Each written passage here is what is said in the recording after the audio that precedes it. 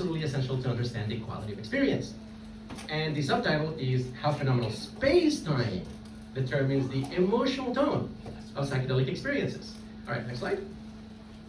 So first of all, there is some research in trying to understand, the space-temporal structure of experience in altered states of consciousness. Very, very classic paper that was looking at essentially form constants. Kind of you take mescaline or something like that, and you get these pretty either regular patterns or kind of like these tunnel-like shapes. And you apply some interesting nonlinear equations, and these are kind of states of nonlinear resonance. Very fascinating. But here's the thing. These are not really all the hallucinations that you can get. Actually, DMT hallucinations are much, much interesting and weirder. And I don't think that if we use only something like this, a paradigm kind of it explores what's called like lateral inhibition in the visual cortex, and then kind of like the cymatic patterns within the visual cortex. That is definitely not enough to explain some of the things that I will present to you. We have to, as it were, look at the actual data, take the phenomenology seriously, and understand that the thing that we have to explain is unbelievably more complex than just these, tunnel-like visual patterns. This is maybe an interesting, good start, but is in no way, the solution. And I get often disappointed when I talk in, places in academia, because I say, I'm studying the geometry of DMT, and they might point me to this kind of research, but there's the illusion of understanding, because this actually doesn't explain it all. This is just maybe a hint in the direction. All right, next slide. So the kind of like a epistemological paradigm that we're trying to champion at QRI is a little bit different than how it's been done in the past. So I think there's like two main ways in which psychedelics have been studied so far. We have, to begin with, kind of the academic approach, which is you take a lot of people who, by and large, usually don't have a lot of experience with psychedelics, and you give them like 1 dose, 2 doses, maybe 2 doses, 3 doses at most. You put them on an fMRI, an EEG scan, and you give them some questionnaire.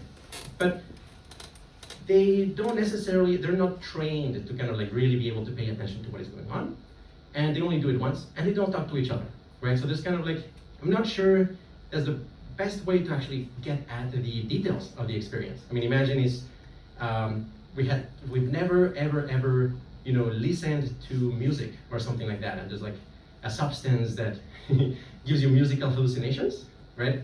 Would this paradigm like really be insightful and explanatory?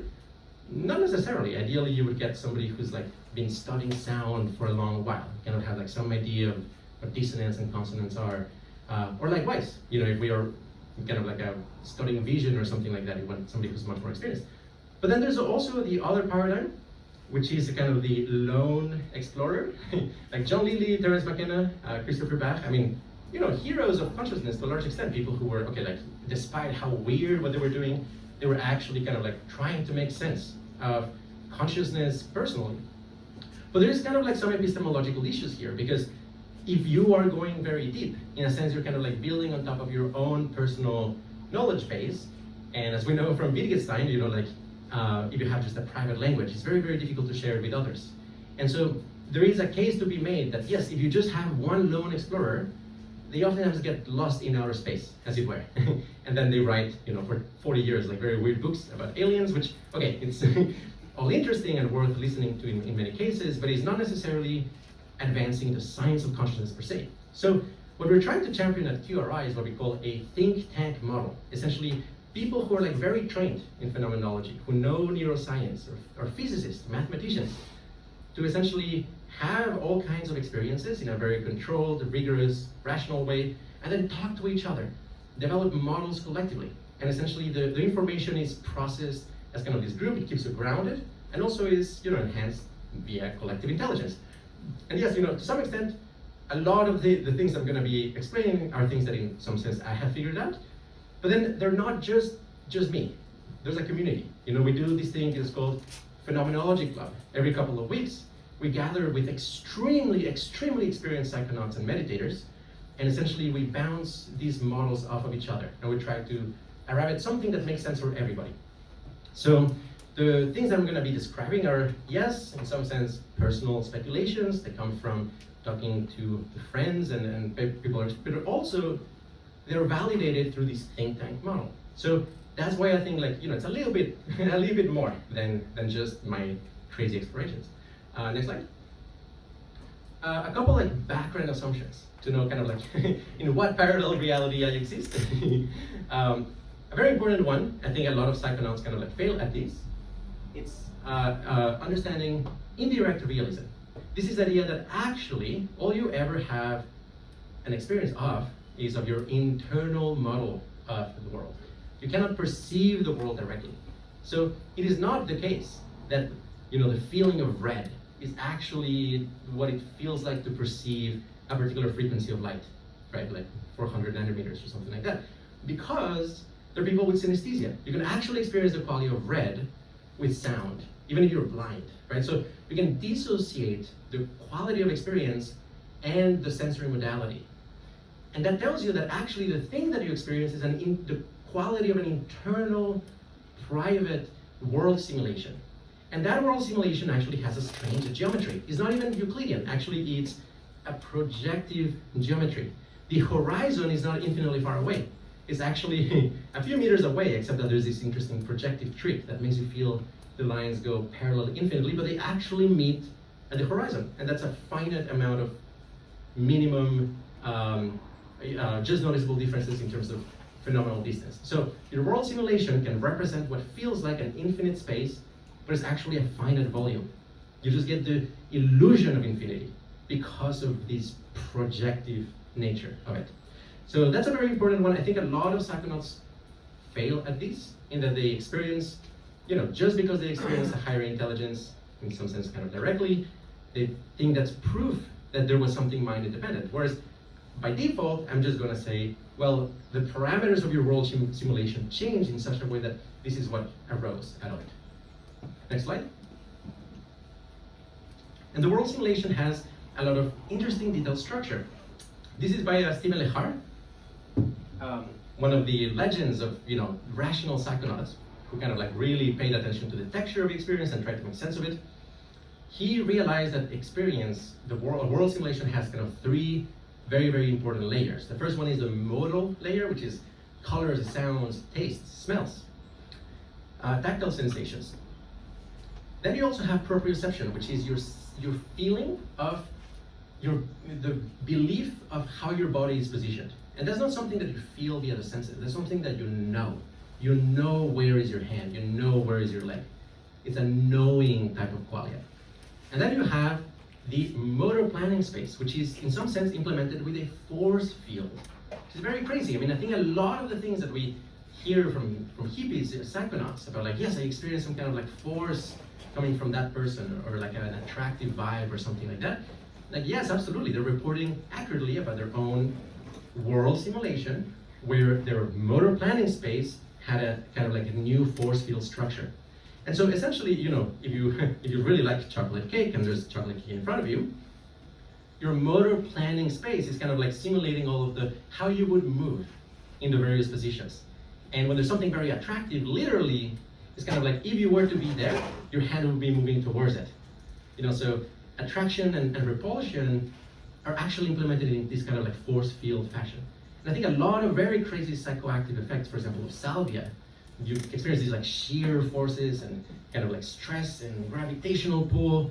All of that, in our interpretation, is essentially modifying the motor planning space. Next slide.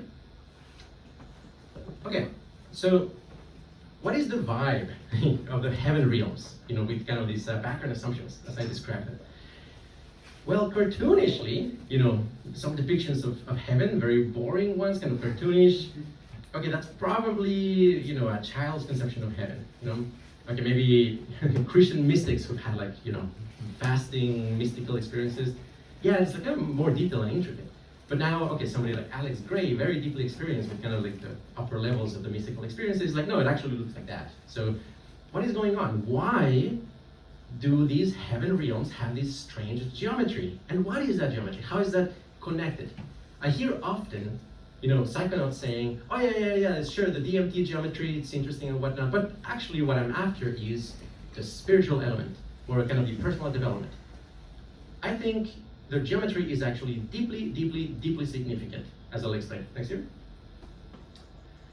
It shows up all over the place, right? Like sacred experiences, right? Like if you're in kind of this environment, the space has a vibe. It has valence effects. It has emotional effects. Why is that? Why? It's mysterious and fascinating. But I think we can understand it rationally. But it requires us to actually change the paradigm for how we make sense of consciousness. Next slide. Yeah, sacred geometry. Sacred geometry is absolutely a feature of the heaven realms. It is absolutely the case. You know, flower of life, Metatron's cube, all of those things. If you have a really good DMT trip, very heavenly, very divine, you will see that sort of stuff. Why? Why? It's not trivial. It's not trivial. It's not like, you know, just something I can tell you in like 1 minute. It's actually going to take a little bit of time because I need to give you the conceptual structure, the framework to make sense of this. Next slide. Yeah, and what about those symbols? Why is it that you experience sometimes like weird symbols on DMT? You don't know what they represent semantically, but they seem to carry with them some emotional tone, some quality of experience. They're deeply meaningful in a very strange, ineffable way. Why? What's going on there? Next slide. Okay, so here's a very, very, very, very important insight. There is a duality between the shape of an object and the way in which it vibrates. You know, very, very beautiful description. This is the Chladni plates, metallic plates. Essentially they have what's called their natural resonant modes, also called their harmonics. And essentially they're discrete. There's only so many ways in which a mechanical wave can fit an integer number of times in it. Every wave that doesn't fit an integer number of times reflect off of the edges and eventually it cancels itself out. So those are the harmonic modes of it. If you stimulate it, if you add a kind of like a speaker that is kind of close to it but not exactly, you're going to actually kind of, if there's like a resonant mode at 300 hertz, but you stimulate it with 302 hertz, it will still kind of like settle on its attractor, the closest harmonic to it. And this is all across, every physical object has a vibratory signature. And if you increase the energy with which you stimulate it, oftentimes you will be able to get the higher frequency harmonics. Okay, so this is a very, very important observation. I claim that this applies to experience as well, to your consciousness. Next slide. Valence structuralism, this is a concept introduced in Principia Qualia by Mike Johnson, is the idea that the quality, the valence of your experience, how good or bad it feels, is determined by its structure. Now, what I'm kind of like providing you is an explanatory framework for why that would be. And it has to do with the fact that structure determines vibration, and vibration determines valence. Next slide. Okay, so now we're getting into the weird stuff, which is very important because you want to understand physics, you want to understand what things are made of. You can do a lot of experiments at room temperature, but if you want to go to the deep, deep truth, you've got to understand what is going on in plasma, out there in the sun, or extremely low temperatures, superfluid helium. What is going on in that, Bose-Einstein condensate, or superconductors. That stuff doesn't necessarily happen at room temperature, but obviously, because it's real, it's part of the picture of reality. You have to take it into account. And more so, it's one of the ways in which you accelerate your understanding. I suspect that if you had like sufficiently smart and perseverant physicists, they could probably figure out, the standard model or string theory out of room temperature information, but it would take millions of years. The puzzle would be extremely, extremely difficult and would require extremely accurate measurements. So the moment you present to a physicist plasma, or superconductors, that opens up their evidential base and accelerates their capacity to make sense of it. I think it's the same with something like DMT and other exotic things like 5-MeO-DMT and salvia. They're giving you non-room temperature states of consciousness, and very, very essential if you are serious about making sense of consciousness. So, right off the bat, I'm sorry to say, but yeah, machine elves are real.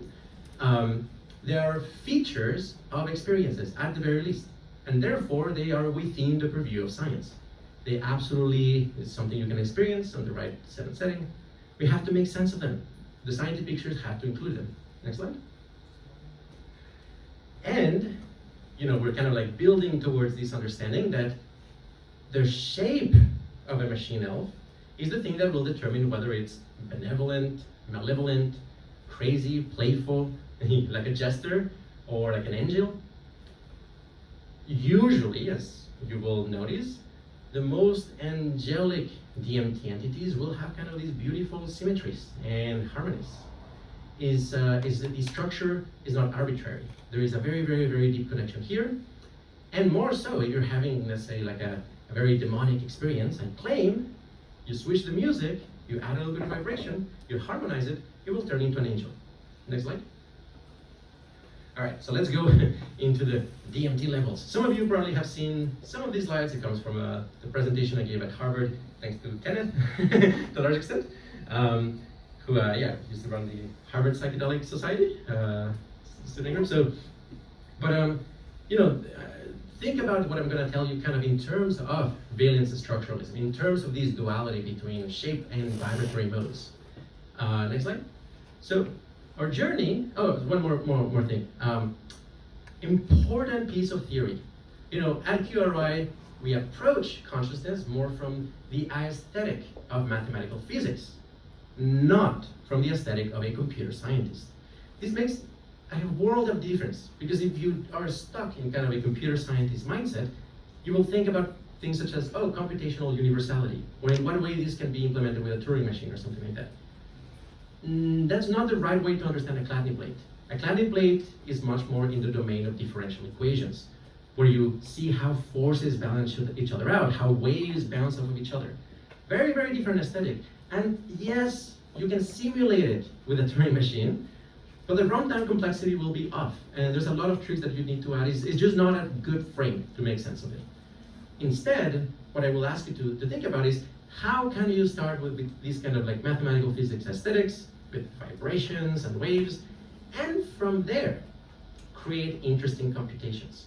It's a different medium, it's a different way of arriving at computations. It's not the discrete Turing machine paradigm.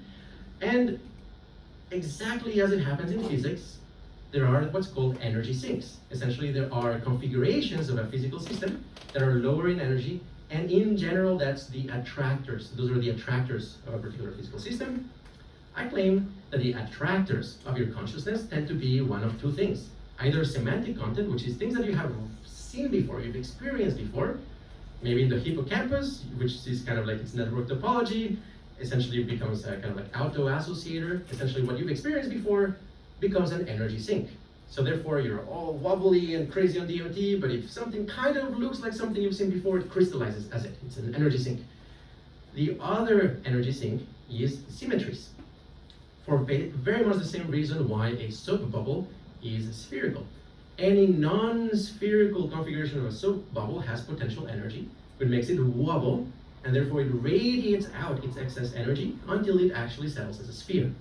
So on DMT, the things that you see are going to be these crazy hybrids of semantic content and symmetries. And I think this is very much true.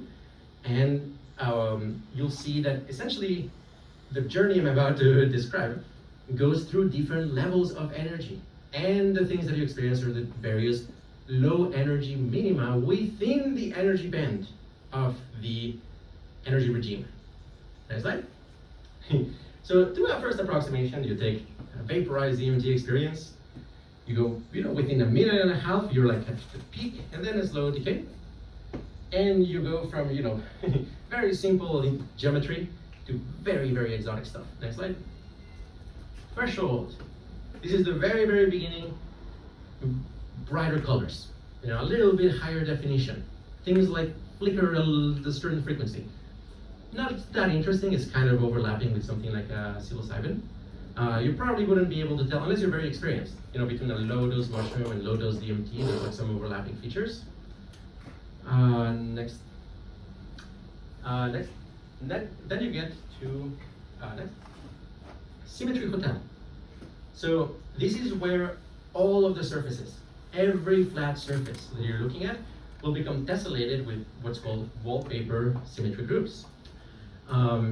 And this is, it's usually very beautiful and stunning. It's kind of like the most beautiful, most luxurious hotel you've ever been, because the walls are kind of these holographic symmetrical structures. And again, euphoric, beautiful, blissful, because of their symmetries. Next slide. These are the 17 wallpaper symmetry groups, all of the ways in which you can tessellate a two-dimensional space.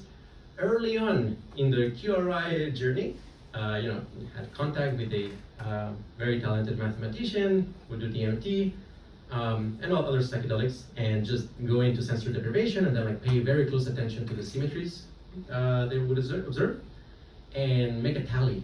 And after a while of doing that, it turns out that any of the 17 wallpaper symmetry groups are possible attractors of the visual field, which I think is very important information.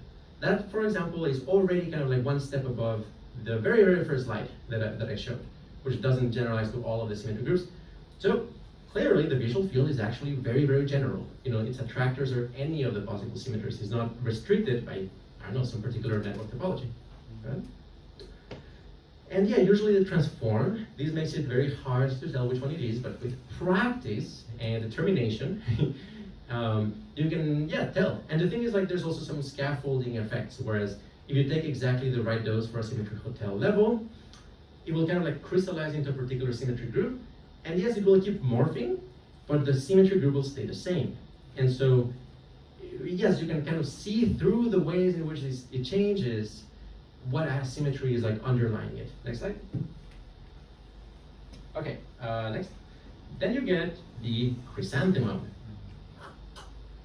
Now, the chrysanthemum is already a level that is different than mushrooms or LSD.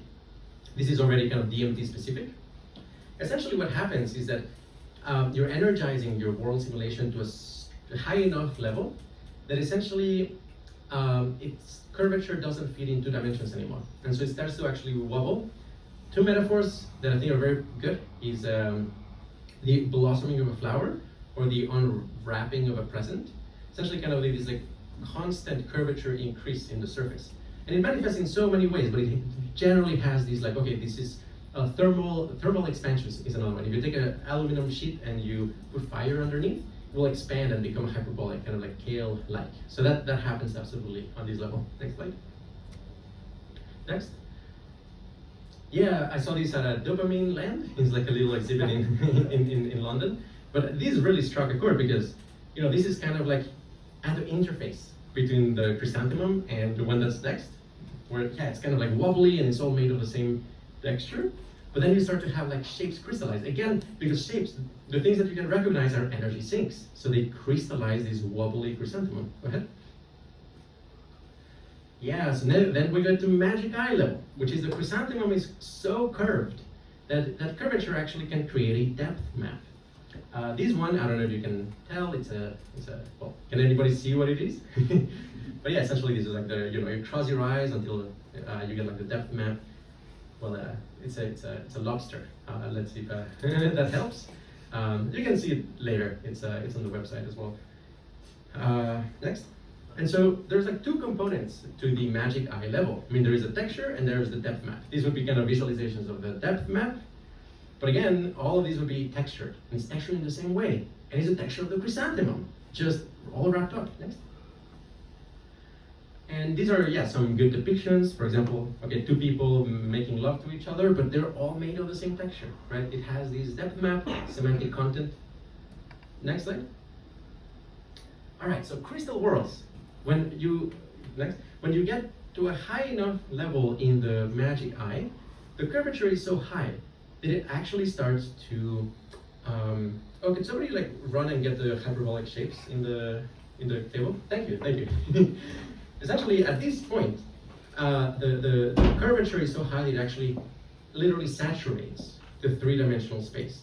And you get what's called the space groups, which are like all the ways you can tessellate a 3-dimensional shape. And among them is, so that's, perfect. I'll just like show you. Easy to discern among. Thank you. This is a gyroid. So a right gyroid is essentially, it shows up in the microstructure of butterfly wings. This is one way in which you can add a ton of curvature in 3D space is wonderful because it's like very structurally sound. Like a lot of surface, very little volume. So I'll pass it around for you to check out. And that sort of structure is what appears in the crystal worlds. Next slide. Yeah, and I mean, we haven't actually been able to make a tally because there's 230 possible crystalline structures. And they go very fast. So this is maybe very difficult. You know, somebody who's trained for years, I guess, would probably be able to classify them. But yeah, you get all kinds of crazy symmetry groups. Next slide. All right, so now waiting room. So the key difference between magical level and waiting room is that the energy goes so high, you saturate the 3D Euclidean space, and the energy has to go somewhere. Usually what will happen is you will have like cross-modal coherence. So tactile sensations, visual and audio will click together. You know, when Terence McKenna says there's a tone, that's kind of what happens here. The tone drives a coherence. Oh, also they call it carrier wave. Again, all the hippie stuff, you should listen to it, except, you know, apply a critical lens to it. They're talking about phenomenology. So when that happens, all your sensory modalities actually sync up together, and you get extremely believable multisensory coherence. This feeling of I am in another place. And that is because it's actually substituting, you know, your rendering of your external input. And also, it starts to make the 3D space hyperbolic. That is where you start to experience what's called the impossible objects that McKenna talks about. They're impossible in this geometry. Obviously, they're not impossible because you can experience it there, right? So that, they're part of reality, you know, at least possible configurations of the wave function, to be more precise. Next. Breakthrough. So breakthrough is when the waiting room becomes so energized that you actually start to experience global changes in the topology of your experience. A very, very classic example is, well, classic to me, is that you get, for example, these like local binding between your eye and your toe. And all of a sudden, the shape of your body stops being this stick figure and you become a cartwheel. So you actually can become a different shape. Absolutely trippy, bonkers, usually very unsettling, but it absolutely happens. You know, we've got to understand it. Next. And then there's like a high breakthrough. This would be an example of the sort of thing. Here, actually, this is a projection. You know, it's not that you see this shape, it's that you become this shape, and it's actually smooth. Like all of the hexagons would actually have the same size in that space. So I'll pass it around for you to check out. Next slide. Yeah. Well, very, very high doses, you get what's called a hyperideal, which is like, you know, hexagons and heptagons. Anyways, like a very interesting mathematics there. Next slide. And then you have amnesia, which is like the 6th level. It's impossible to bring anything back.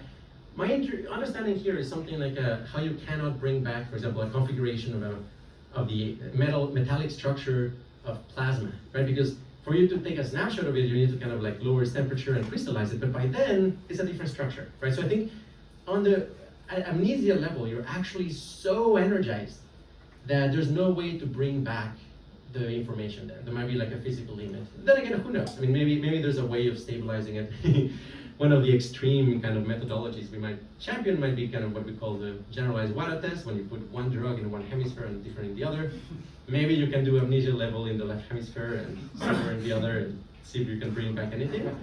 But so far, yeah, I don't think we can. So next.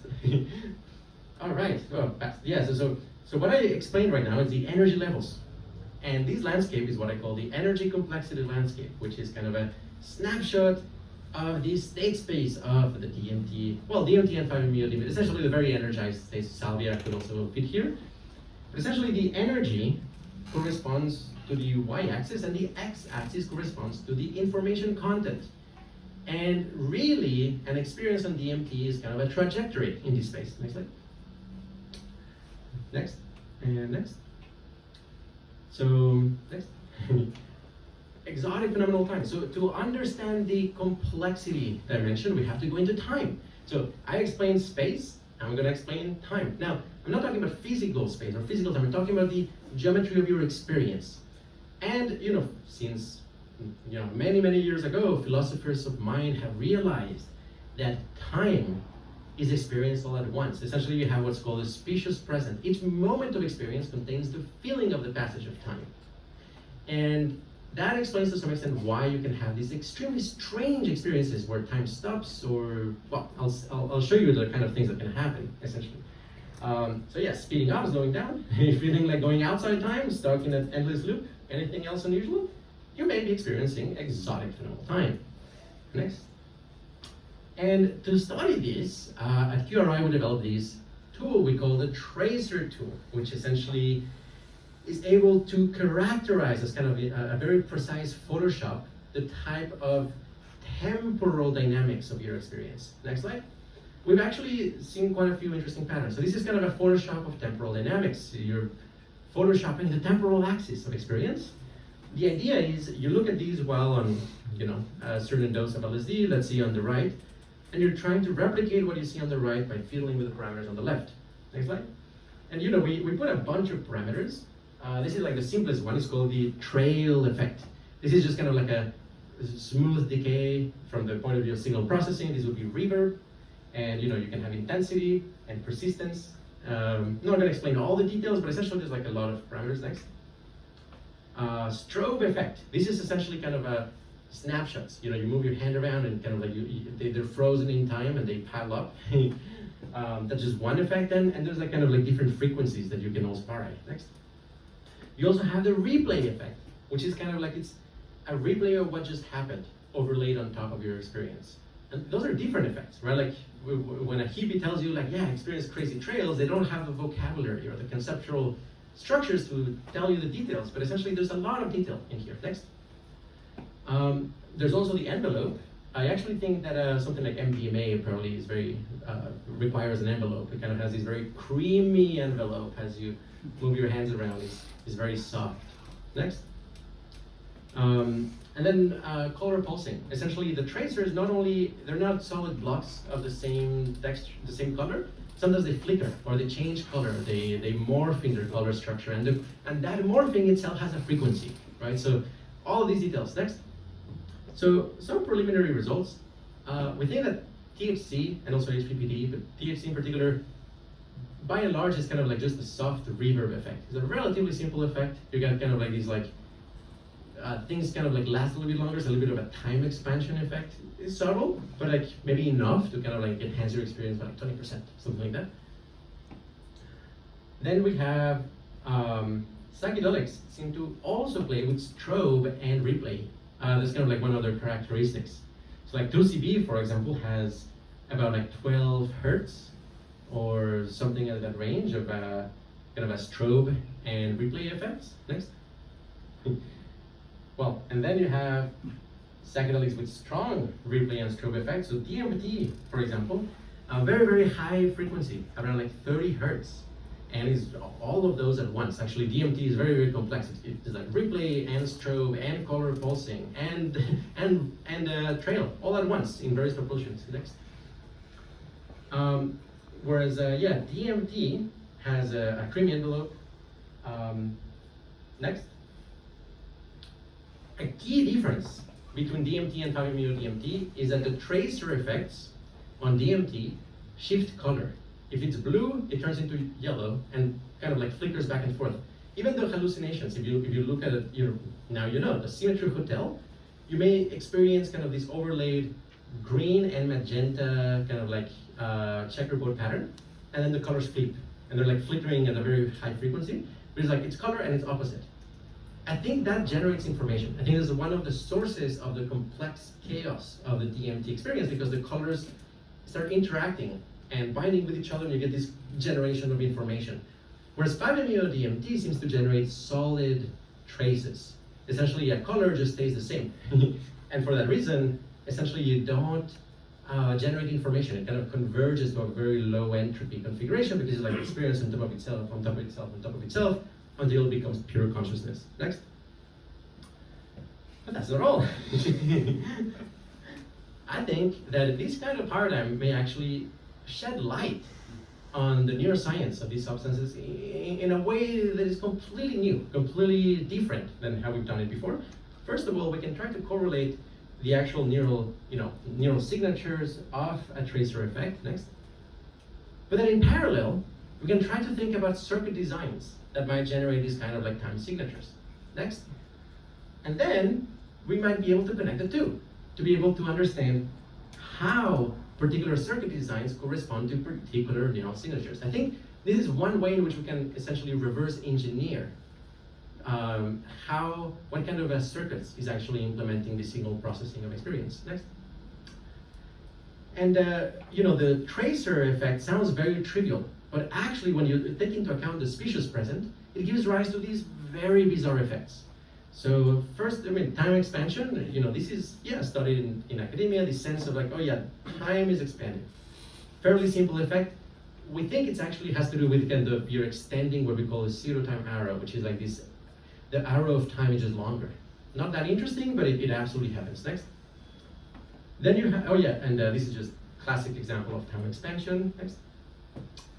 And DMT is very high frequency, right? So like the time expansion on DMT is kind of, you're looking at an HD TV, right? It's very detailed, where like 2CB, time expansion is kind of like more choppy because the sampling rate is not that fast. Next. Now there's looping. This is when you're stuck in a loop. You can actually experience these semi-reliably if you take, let's say, high-dose LSD and you listen to very, very repetitive trance music. Because the past and the future look the same, they actually start to enter in resonance. It's resonance not in space, but in time, in the zero-time arrow. So it actually wraps around, very unsettling. The first few times you experience this, it's like, oh my gosh, what did I do? I'm permanently stuck here, right? But if you can recognize, oh, okay, I'm in a time loop. Okay, it's gonna pass. The DMT is gonna be metabolized. It's fine. It's okay. And if you're actually cool with it, its intrinsic valence can be very high because it's very symmetrical. So you could actually enter in a heavenly time loop, and that's wonderful. It's like, well, I'm stuck in heaven forever. Go ahead. Next. Looping, usually, from the point of view of dynamic systems, this can be understood as limit cycles in a dynamic system. Essentially, in the state space, it just loops around. Next. Classic looping effects. Next. Next. All right, moments of eternity. This is where the past and the future are completely identical. There's no like a small progression. You can also think of this as a time loop of time dimension 0. So essentially, it's like exactly the same thing over and over. This is frozen in time. I think it's what people say when they say like I went outside of time. Eternity is a moment of eternity. Essentially, there's a collapse of the zero-time arrow, and everything converges in one point. Next. Moments of eternity, from the point of view of dynamic systems, it would be what is called a fixed point. Kind of like in a feedback system, the exact same shape fed to itself gives rise to the same shape. So it's just a perfectly stable crystalline structure. Next.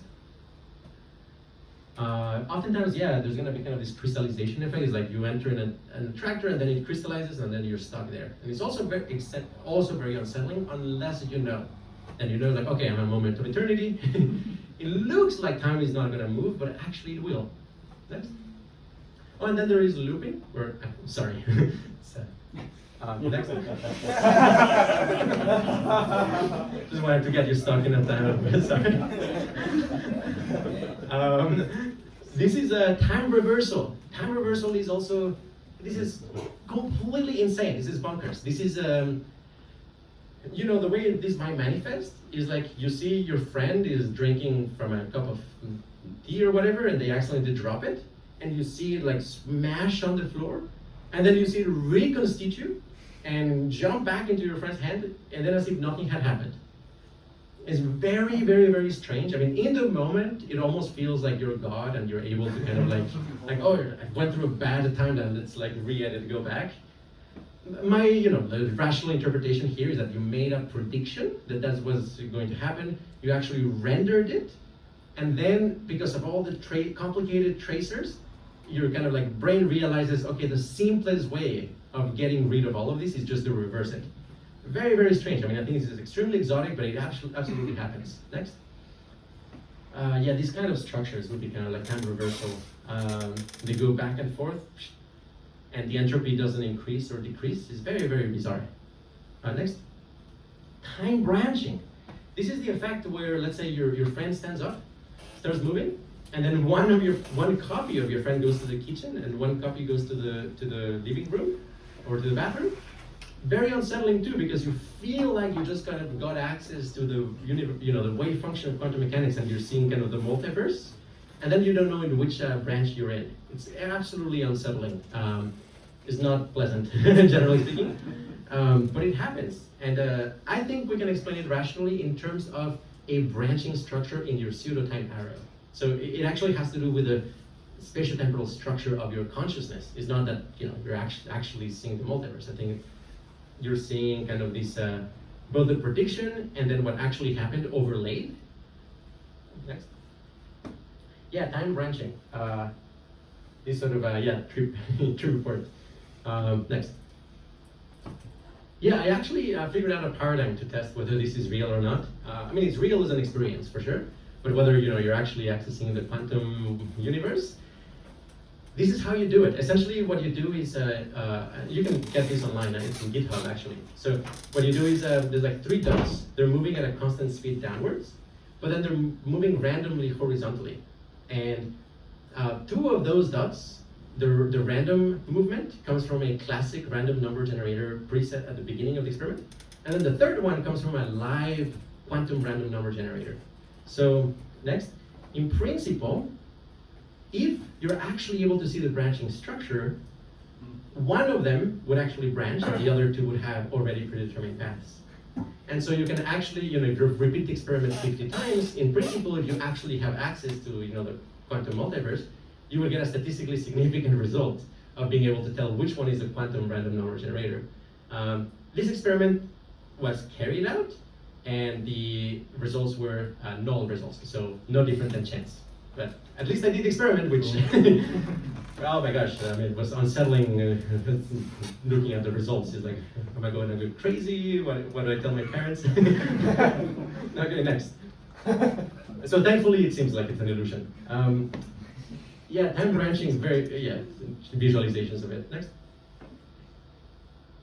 Time convergence. This is, I think, like tightly related. Some of you might know about like neural annealing. It's tightly related with that. Essentially, you get the future and the past converge in a moment of eternity, but you still have the future and the past like in the converging process.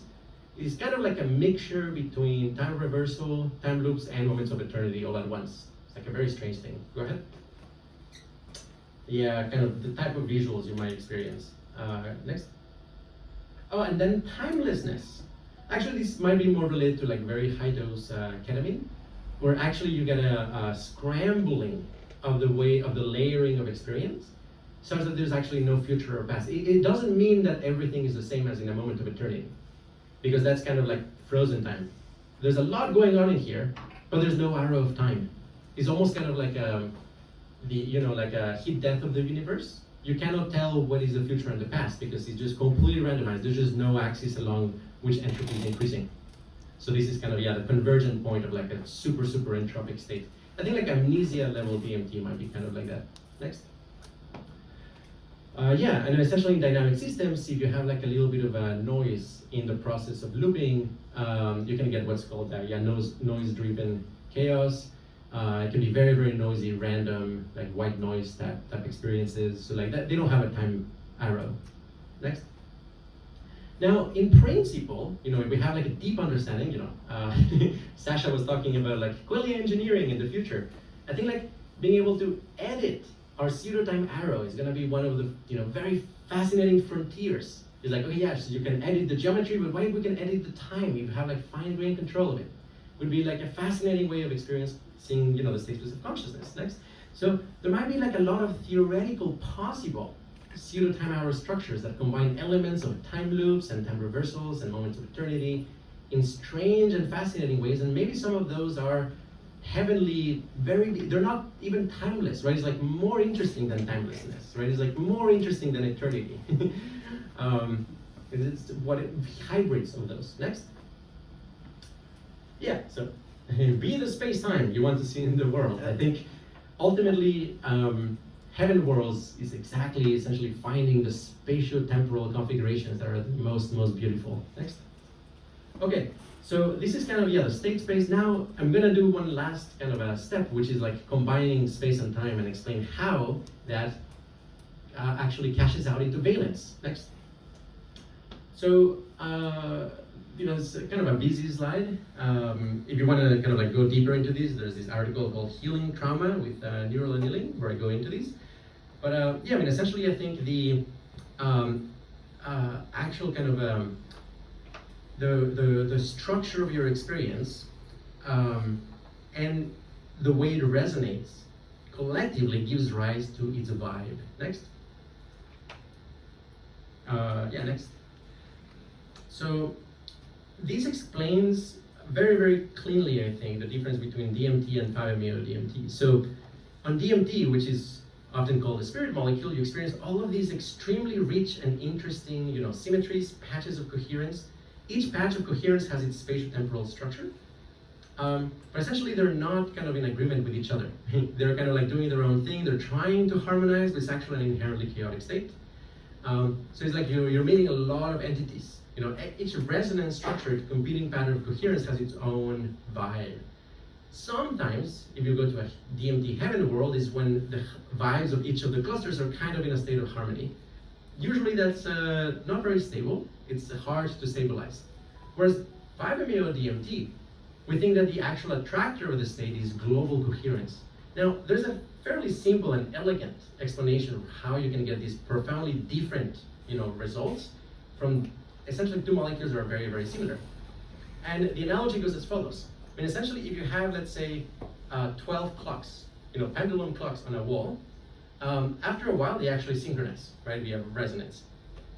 But if you have like 1,000 clocks on the wall, they never synchronize. You might see kind of like traveling waves of synchrony or spontaneous synchrony here and there, but like they never synchronize. It's just like there's too many of them. Now imagine you start adding connections between them. Then there's like two phase transitions. First, you get competing clusters of synchrony. It's kind of like, yes, they're sufficiently interconnected that this and this and this patch are synchronizing, but they're not synchronized with each other. But if you add even more connections, then you get a new phase transition where all of a sudden, all of them synchronize. I think DMT is making your brain more interconnected.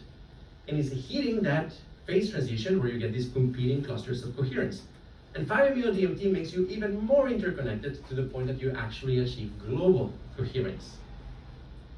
Next slide. As a consequence, the DMT space is all of these crazy symmetries trying to harmonize with each other. And there's a music theory of it. Essentially, in what ways they're consonant or dissonant with each other will ultimately contribute to the overall vibe of your experience. Next. As opposed to, something like 5-MeO DMT, the visuals are not described as this patchwork of symmetries, they're described as kind of the void, or like huge bright light, or space converging into a point. All of those are like very simple, globally coherent states of consciousness. Next. A very important word of caution, though, is that when you have hypercoherent states of consciousness, if they're actually clean, they're going to be very high valence. But there's also a nearby state, which is when you have two competing, very large states of coherence, which would essentially cause like maximum dissonance. I think this is why 5-MeO DMT either gives you, the cleanest, most divine heavenly experience, or the most hellish, horrifying experience. Because those two things are actually very close by, is whether you have global coherence or two competing clusters of coherence. On regular psychedelics, this also happens to some extent. The way in which it happens is if you have kind of two worldviews, each of the worldviews will essentially have its own vibe. They work as kind of like a coherent realm with its particular vibratory modes. And if they're competing with each other and you're undecided, let's say materialism in one side and spirit, some spiritual, it can also be like, some political view and some other political view, or even like two aesthetics. It's like, I love, cubism versus, classical art or something like that. They have their own vibes, and if they're competing and you can't decide between them, you can get stuck in this horrible attractor of maximum dissonance between them. And that's very unpleasant. We've got to figure out techniques to avoid that. Next. And so, to a first approximation, the DMT states tend to take you to this region of the energy complexity landscape, where you have all of these rich complexity with, you know, the machine elves and the self-dribbling basketballs and all of that stuff. It's way over here, impossible objects. Whereas 5-MeO DMT tends to be way to the left. Essentially, these like pure, clean symmetries, very, very, very, very crystalline and regular. Next. And yeah, I mean, essentially in the valence triangle, you know, no valence would be kind of like pure noise. Essentially, DMT will give you these very, very mixed experiences. It's kind of very complex, modern music. Whereas 5-MeO DMT is, yeah, just horrible or blissful. And you know, this is kind of like an overarching prediction of the symmetry theory of valence, which is that, yeah, as the information content increases, essentially you have kind of this broader possibility of more intense positive valence, more intense negative valence, all the way until you get zero information content where it's actually forced to be positive valence. Next. And yeah, so that's just kind of like recap of the state space. Next. Ultimately, I think we've got to figure out ways to navigate it, right? So, you know, like there's various ways. I think like different substances have kind of like different characteristics in terms of their vibratory qualities. And as a consequence, they might push in one direction or the other in the state space. Also with meditation techniques, you can navigate it. Next. And yeah, just to conclude, you know, this is an official announcement. It's crazy, but it's gonna happen. I mean, essentially, next year, around May, QRI is actually holding a completely 100% legal, above board, all the paperwork worked out, all the permits in Costa Rica to do a DMT retreat with extremely, extremely talented mathematicians, physicists, visual artists, and hardcore meditators, so that we can essentially run through these and, you know, confirm or deny. You know, right now it's kind of like, okay, yeah, there's the phenomenology club, but we need to actually test this in real time. You know, not only the tracer tool, but also other methods of essentially quantifying things such as the wobbliness of experience, or the overall symmetry or harmony of the experience, and the temporal depth. So, yeah, if you know, like, let's say a very, very experienced and extremely bright mathematician who wants to join the research, please let me know. We're gonna have an application process in the next months, and essentially, yeah, it's kind of a, well, the philosophy a little bit is kind of a, if you wanna go to space and explore the moon, right? Like, you probably shouldn't go at it just alone. You need a lot of preparation, you need theoretical frameworks, you need the physics for it, and you need mission control. So that's what we're gonna do. We're gonna go to the outer reaches of inner space and explore, confirm our observations, extend QRI's paradigm to assess these states, and catalog the structure, dynamics, and entities that exist in every region of the state of consciousness. One metaphor is kind of this, sometimes these fantastic encyclopedias that describe what exists in kind of like a, you know, an alternative universe or something like that. We want to essentially, the output of this is going to be an encyclopedia of the DMT world, where we, you know, catalog what kind of dynamics, what kind of entities can exist at each of the levels and each region of the energy complexity landscape. And with that, next, thank you very much. I really appreciate your time and.